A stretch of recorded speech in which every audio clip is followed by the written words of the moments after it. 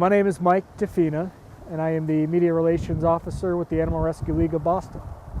My name is Veronica Sarmento. I'm a shelter agent, and I also handle behavior and enrichment for the Brewster shelter. Well, the Animal Rescue League of Boston overall was founded in March of 1899. We did move some operations down here on the Cape back in 1921. Those operations were actually in Provincetown, and it took a few decades. They wanted at the time, a more central location in the 1960s, so the shelter was opened here in Brewster. We've been here ever since. Come on inside and come take a look at some of the animals we have here at the Animal Rescue League in Brewster.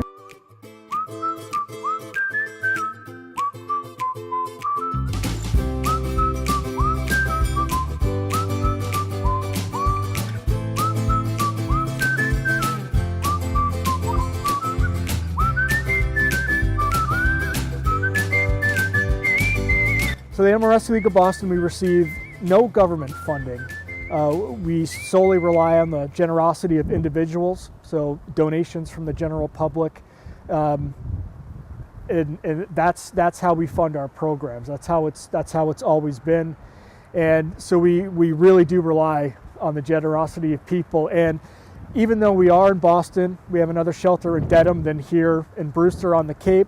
Any money that is donated on Cape Cod does stay on Cape Cod for our services here in Brewster. Donations that we utilize here at the shelter, other than obviously money itself, would be bedding. Sometimes we accept blankets and beds and things like that. Right now we're actually doing pretty well, but we always need things like sheets, towels, and dog treats are always very helpful, especially those tasty training ones that help us do some of the behavior and enrichment things that we need. And all sorts of like dog and cat toys and rabbit toys as well. All of the little critters need all their things too. So as far as things like food, basic food, we generally will take in some types of canned food and things like that. But for the most part, we actually we have a contract that we utilize with Science Diet, and they're very good to us, giving us a discounted rate with what we need to feed here at the shelter. So. Volunteers are needed for all sorts of different tasks, so they're anything ranging from basic animal care and cleaning to dog walking, what we call feline friend, so volunteers that spend time with the cats, as well as administrative needs, helping us up in the office, and what we call a kennel greeter, so people that can help us talk to the general public and answer their questions that they have as they're coming into the adoption center.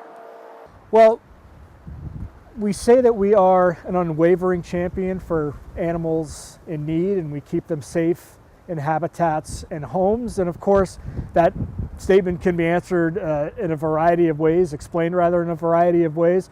Obviously, we do adoptions, cats, dogs, and small animals, but we also do animal care. And that can be anything from helping you find affordable spay and neuter services here on the Cape, answering general questions you may have. If you're having, say your dog isn't eating right, you can always come to us just with general questions. We can perhaps help guide you in a certain direction if there's a behavioral issue with your animal, if you need to surrender your animal for any reason, things along those nature. So really we're just an all-encompassing resource with the main goal of keeping animals in your home and not having them in our shelter. Advocacy is certainly a big part of what we do. Along with our adoption and care services, we also have law enforcement, rescue services, and advocacy. And advocacy, of course, revolves around legislative matters. Now we are in support of several bills. Perhaps the most important would be the Pause 2 Act, and that's an omnibus bill, encompasses several things that would further protect animals in Massachusetts. And one aspect to that we really feel strongly about is the mandated cross-reporting between human and animal agencies. And we feel that would be a tremendous step in the right direction, both for the animals and the humans that care for them, because it's certainly been documented that there is that link between human violence and animal violence. What we do here, we'll come in the morning, and the first priority is just basic animal care, getting the animals cleaned, walked, fed, and as far as once that's taken care of, we'll work on behavior and enrichment focus. So for cats and dogs, doing like an evaluation to see what they might need as far as a specific home going forward. Every animal that comes in gets a medical evaluation exam by one of our staff veterinarians. And they are spayed and neutered if needed, if they aren't already. They're microchipped, dewormed, and everything like that. From that point, once they're examined and evaluated and cleared for adoption, then they go out onto the adoption floor. And then we have what you saw just a few moments ago, that someone would come in and kind of ask, oh, hey, I'm here looking for a kitten or a puppy or a dog, and we can guide them in the right direction based on what their lifestyle needs are. And then we can, set them up to go home with the proper animal. So we've had, we do see a lot of rabbits and guinea pigs. We do also see things like mice, hamsters, gerbils. Not really too many things in the way of like reptiles, just because they require very special types of housing and equipment. But we do also take in some types of birds, such as cockatiels, parakeets, things like that. They actually all need like little toys. Birds love little like bell toys and things like that, and little mirrors. The guinea pigs and rabbits and all the little rodent type animals, they are all natural chewers, so they love having things to chew on, things like recycled paper, cardboard. There are all sorts of fun little types of houses and toys and treats that are designed for them as well.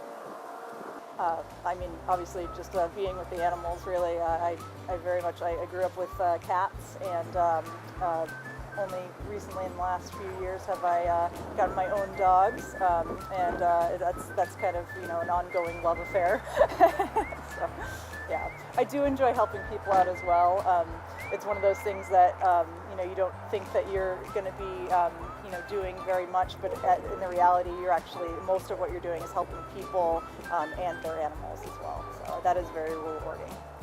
The more our message is out there, the more people are aware of what we do. And I myself, I did grow up the Animal Rescue League here on the Cape. I grew up in Eastham, and really when I wanted to get into the nonprofit world, I really just wanted to find something to be a part of, and want to see an organization that makes a real difference in the world. And I absolutely love animals. I rescued a cat when she was 6 weeks old. She's 12 now. She's been a huge part of my life, and I just love animals.